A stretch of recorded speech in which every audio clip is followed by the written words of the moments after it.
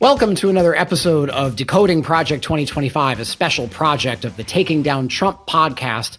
I'm your host, Tristan Snell. We left off about halfway through Project 2025's section on the Department of Health and Human Services, really getting into the weeds of the horrifying things that they're going to be doing to healthcare. We know about the things about reproductive rights, but then there's so much more here that's going to directly impact access to care and the cost of care. Things like we were talking about last time, the cost of prescription drugs is going to be going up, guaranteed, with Donald Trump and Project 2025 if he were to get reelected. But there's a lot more here. Let's just dive right in. Not surprisingly, they always want to do this on the far right. They want to cut off care for Medicaid recipients. So Medicaid, for those of you who don't know, is the part of the federal government that helps with health care for low-income Americans.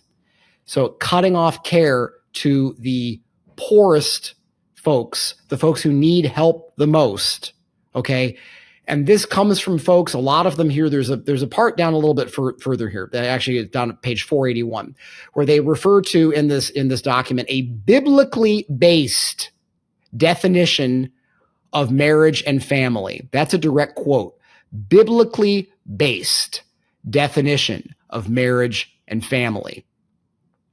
I don't know what the heck Bible these people have read or have in their homes, but the one that I've got, the one that I read personally, doesn't actually say that you're supposed to cut off healthcare for the poorest among us. In fact, I'm pretty sure it says the exact opposite, and that healing the sick who can't afford it and are desperate might actually be the greatest thing you can do.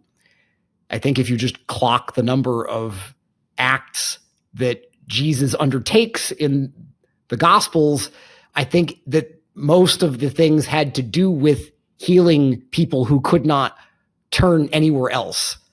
It is literally the thing that Jesus did the most of in the Gospels. But go ahead and cut off care for Medicaid recipients and then turn around and try to tell me that you're a Christian.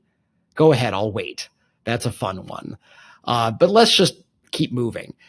They want to kill off some of the something that we got that was a great reform in recent years called the No Surprises Act, that did just a bit of work. There's a lot more that we need to do to bring greater transparency to medical billing and to help reduce the crushing load of medical debt on American families.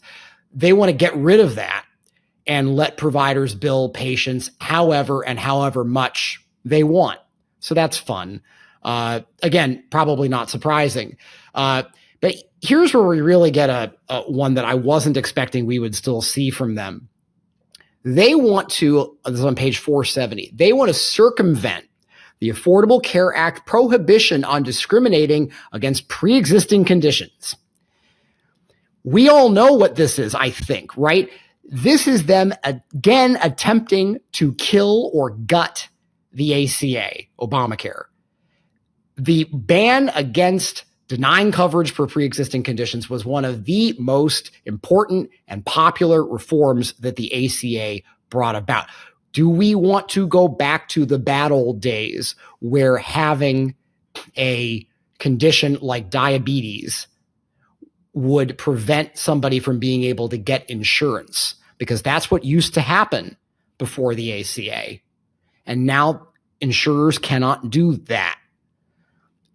The far right, Donald Trump, they still want to make that change. They are still trying to get rid of the ACA after all this time. All Donald Trump has is concepts of a plan, which is obviously he got caught out by the moderators in the debate last week trying to say that he had something to replace the ACA. He doesn't. They don't want to replace it. They just want to go back. They want to take Americans and throw us all to the wolves. Okay. They don't want us to be taken care of. They want us to be taken advantage of. And there's a difference, and that's a choice that we make as a country. Are we going to take care of people, or are we going to take advantage of people? That's what this is really all about. So we need to really pay attention to what they're saying here, because Donald Trump's standing up there at the on the debate stage and in interviews, and he's saying things about how he supports the ACA, that he's claiming he helped save it. He tried to get rid of it 60 times during his first term. 60 times. The only reason that we haven't seen more Republican attempts to get rid of it lately have been because they're not in power as much. They only have the House. They don't have the Senate. They don't have the White House. So they haven't been able to do as much damage. If they get back in, they're going to keep on trying to get rid of the ACA. And if you or a loved one have a pre-existing condition, this should be an alarm bell. This should be a wake-up call. We need to do something to stop this from happening. Again, a lot of these health issues, in my view, should be bipartisan issues. Disease does not know a party. Disease does not know an ideology. We need to take care of people.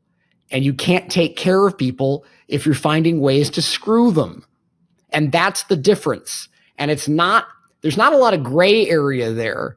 Maybe there is someplace, but a lot of these things are very, very, very cut and dry. They're very black and white. Again, you can either take care of people or you can take advantage of people. They want to cut funding for women to travel for critical care. That's, again, not surprising given a lot of these things that we're seeing, but that's on page 471. They want to kill the vaccine mandate at hospitals. And get this, they want to pay reparations, and they dare to use that word. They want to pay reparations to anti-vaxxers who lost their jobs in healthcare for not getting an inoculation, for not getting a vaccination as their jobs require, and as was considered medically necessary by literally everybody in the medical establishment.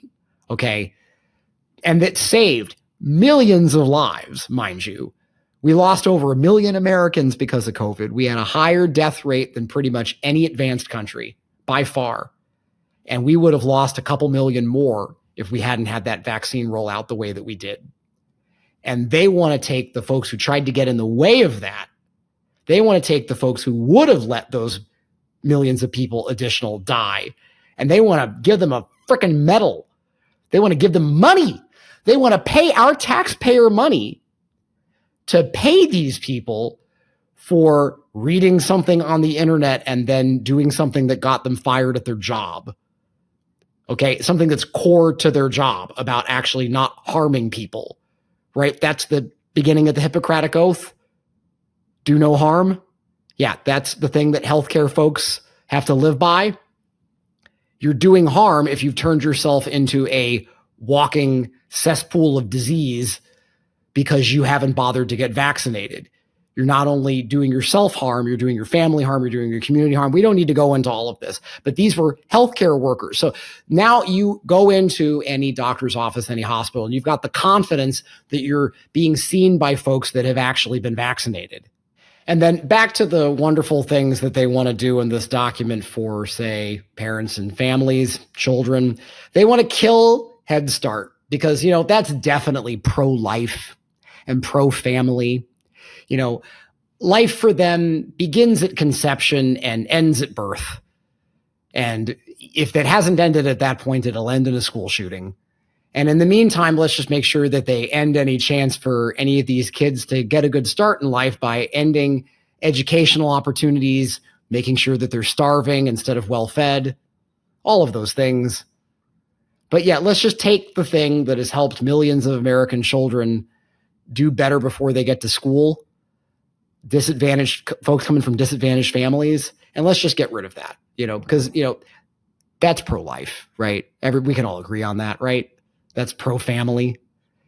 They talk about wanting to help, have a pro-family agenda to encourage more people to have more kids so that they can starve and not have educational opportunities. Yeah, that makes sense. If you read all of that together, it almost sounds like they want to turn women into breeders to create a more low-income workforce that'll be cheaper and more docile. I don't know. Maybe I'm crazy. They want to allow religious discrimination and coverage for contraception. So they want to basically say, oh, great, we won't have healthcare coverage at our workplace for the pill if we have just decided that we want to claim that we have religious convictions that probably aren't, that are really political convictions that are being cloaked in religion, and then say we're going to stop providing health care for our employees. That's just, that's a wonderful thing. But that, that does it for HHS. We're going to move on to the Department of Housing and Urban Development, HUD. This is another one of these times where I just feel compelled to note that Project 2025 was brought to you by the very people who ran the first Trump administration, including Ben Carson, who was the secretary of the Department of Housing and Urban Development, HUD.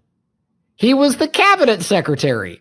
And wait, look at this. Who is the author of the section in Project 2025 on HUD? It's Ben Carson. I've heard that name before. He of the missing luggage. That guy. All of the other crazy things about him. But this section's not as terrifying, not as dystopic. It's bad still. But I really dwell here for a moment to point out that, like, the notion that this somehow is in Donald Trump's document is just absolutely batshit. Okay. Ben Carson ran the department, and then he's writing the blueprint for how he's going to run the department in a second term. This is a complete continuation of what they were doing the first time and what they want to do now. It is unmistakable. Donald Trump rode a private plane with the head of the Heritage Foundation so he could go to a dinner to honor the Heritage Foundation, at which Trump was the keynote, and in which he said, as you probably have seen the video, that he was thanking them for all of the work that they were doing to further his agenda. Just because he didn't say the words Project 2025 doesn't mean that that's not what he was doing. This has been an institution, mind you, for a very long time in Republican politics. They did this the first time in 1980 for Reagan. And they've been doing it every 4 years ever since, and handing it to any new incoming Republican president. So this is not a new thing, and it's not somehow by some grassroots organization that has no connections to the halls of power.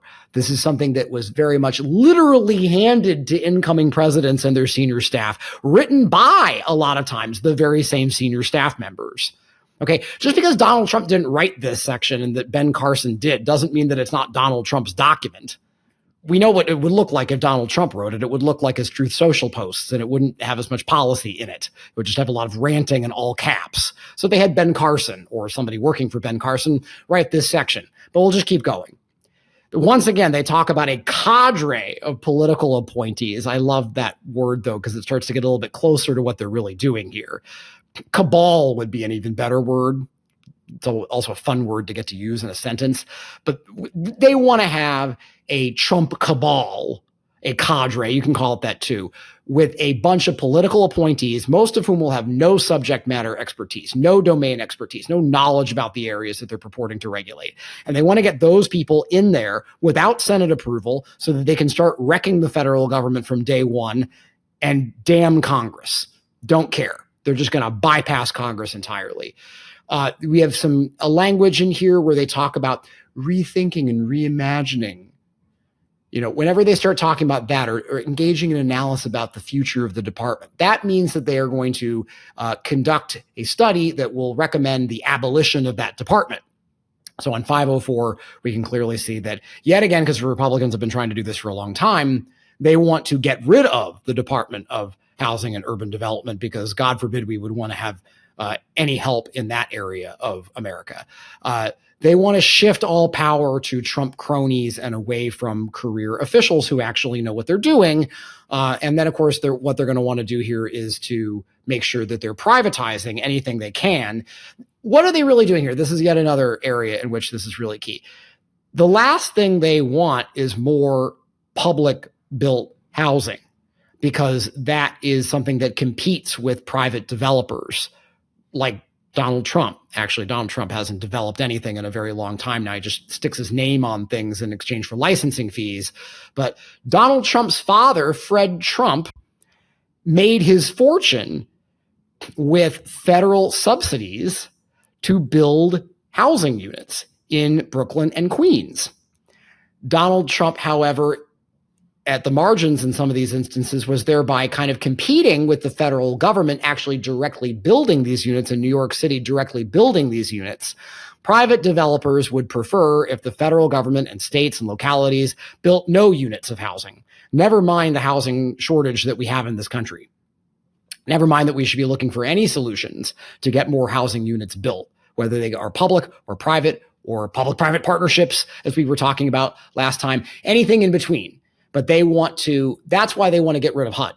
They don't want the federal government being in the business of housing and urban development because they want to pocket all of the money from development for themselves rather than having any of it flow through the federal government or having the federal government have any power or authority or sway in this area at all. That's what this is. It's a power play. They want to basically beat down any competition. It's why they also want to get rid of Medicare. It's why they want to get rid of Social Security. It's why they want to get rid of public schools. It's why they'd like to privatize the military if they could pull that off. They would if they had the power. That's why they're doing all of this. Again, it's the Kremlinization of America, turning American public agencies into private fiefdoms to benefit a new generation of American oligarchs. That's what they want. But let's keep going. We get to one of my more favorite things in all of this. They actually want to prohibit non-citizens, including all mixed status families, from living in all federally assisted housing. God, what do we do with this? Let's just unpack it, okay? Mixed status families. So that means if you've got a family that's got some folks who are not citizens and you've got other folks who are. Mind you, that could also then include some non-citizens who are green card holders or have some other temporary visa. Green card's a permanent visa. So you could have folks that have all legal immigration statuses and one citizen or not, but folks who are legal immigrants, et cetera, and none of them would be able to live in federally assisted housing. Now, what does that mean? That's not just, the federal government built this. It's also there are vouchers that happen in different federal programs or subsidies that were given to the builder in the first place. You can look these things up. It's Section 8 and Section 9. There's a whole lot of different programs that HUD administers. That covers a huge swath of housing throughout the country. It's not just what you think about if you think about public housing. There's a lot of federally assisted housing. That's a very carefully picked term by Mr. Carson here, Dr. Carson here. I guess we still have to call him a doctor. So you've got here basically a way to completely wreck the lives of potentially, this is hundreds of thousands, if not millions, of legal immigrants are going to be pushed out of their housing. Probably, this would make it sound like they're going to get evicted. So this would be mass evictions, and not for undocumented immigrants. It doesn't say that. It's kicking all non-citizens out of this housing. I'm going to do some more research into this to see how many units of housing this would be. And a lot of times this housing that is, low to middle income housing does have a lot of folks who are immigrants in it. These are folks who left their countries to get a better life here in America. And we're talking about ones that would fall under this umbrella that did it legally. They did everything the right way, as the right-wing folks are constantly harping. They just, they'll try to say, we don't care about immigrants as long as they come in the right way. That is absolute and utter bullshit, and this proves it. They want all immigrants, legal and undocumented, to suffer, to be removed from the definition of America and what it means to be an American and the American dream. That's what they want. So this is, along with the mass deportations that they want to do, this would be mass evictions for an untold number of American families. This is absolutely horrifying to see here. So, Dr. Carson, with his mild-mannered demeanor and everything like that. That's just a front for apparently just he got to have his own little dollop of fascism in his section of the document. But let's just make sure to, keep America for the Americans is I think what they really would love to be able to say, but they're, and they do on the more right-wing message boards. But that's what Donald Trump is really, really trying to do in his campaign, in his movement, in MAGA, in QAnon, in Project 2025. This is nothing less than creating some sort of racial apartheid situation in America, right? That's what they're doing here. They want to basically take folks that have any immigration status at all and completely wipe them off the map of what it means to be America. That's what they want. Make no mistake about it. That is what this election in part is about. It is what their whole movement is about. This is very much a racially, ethnically, xenophobically driven movement and document. And we see it right here. Then we move on to the Department of Interior to shift focus briefly. So Interior runs a whole lot of things like national parks, national forests. A lot of our natural resources are run out of the Interior Department, among very many other things. There's a lot of standard right-wing language here, but just the driving force of this is that they don't see our natural treasures as being the thing that Interior protects. They see all of that land and Purple Mountain's majesty as a place where they can go and drill and mine. They don't care about the beauty of it. Or let's just be clear, I'm not just trying to be pie in the sky here and not talk about economic benefit. There's a lot of money in protecting these green spaces and these mountains and these rivers, because the recreational value of these things is massive. Go talk to any community that has managed to actually build big cottage industries around the fact that they are near a major park or a major wilderness area, because the number of people who go to visit these places has been going through the roof. It started during COVID and it shows no signs of abating. And it's a really wonderful, beautiful thing. So this is actually about green spaces and about green, period.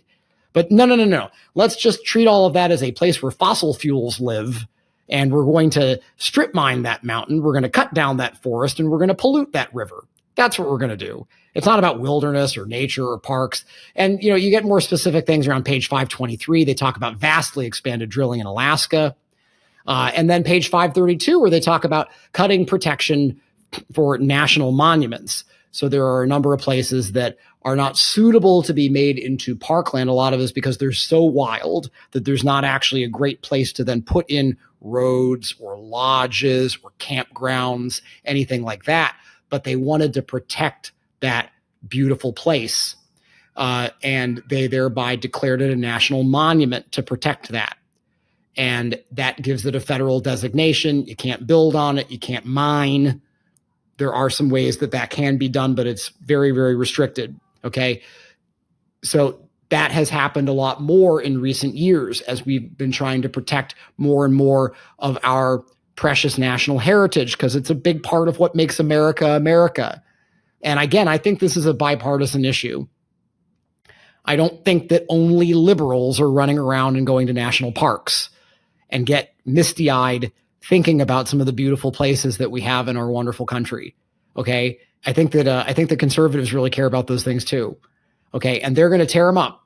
What they really want to do here is not to put, again, the whole thing about it even being America first is garbage. They don't want to put America first. The things that really matter about America, our communities, our families, taking care of one another, taking care of the sick, taking care of our veterans when they come home, promoting democracy both here and abroad, having opportunities for all of us, and also our natural heritage, our mountains, our rivers. These are things that we care about more than anything else. That is what the flag stands for so many of us. And these are things that these folks, these Project 2025 folks led by Donald Trump, They don't care about those things. It's just a marketing slogan. Let's just be really clear about this. This is a con from a well-known and documented and prosecuted con artist. It's not about making America great. It's not about America first. What they want to do is I'm telling you, if they found any kind of minerals or oil at the Grand Canyon, they would bulldoze the whole goddamn thing tomorrow. If they found coal underneath Mount Rushmore, they would get rid of Mount Rushmore. That's what these people would do. They don't care about America. The only thing they care about America is about making American dollars. They care about making a buck. That's the only thing that they care about. They don't care about America. They certainly don't care about you. But the people who wrote this document, these senior officials for Trump, Donald Trump, the Heritage Foundation, none of these people care about America. None of these people care about you. They care about making money and about placating certain voting interests so that they can get into power so that they can make money. That's the whole thing. So every single bit of this document is driven by that. They don't care about protecting America's treasured legacy. They care about ripping it up. If it made a single buck for them, they would tear all of it apart. Guaranteed. And it's plain as day from reading this.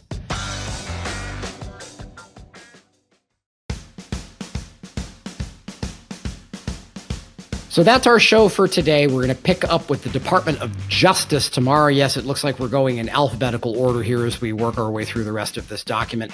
We are more than halfway done. If you're really liking these, follow this podcast so that you automatically get all of the episodes of Decoding Project 2025 and all of the other episodes of Taking Down Trump with a lot of our amazing special guests who are coming soon, a number of members of Congress who are going to be coming soon to come by and talk with me on the show. All of this will be yours on your device automatically. If you follow the podcast, then you don't have to think about it. Also, make sure that you follow me on Twitter and subscribe to the Substack. That is free, and you'll always get all of the latest from me, including the written essay pieces that I'm doing to accompany this podcast series on Decoding Project 2025. Thanks so much, and I'll see you next time.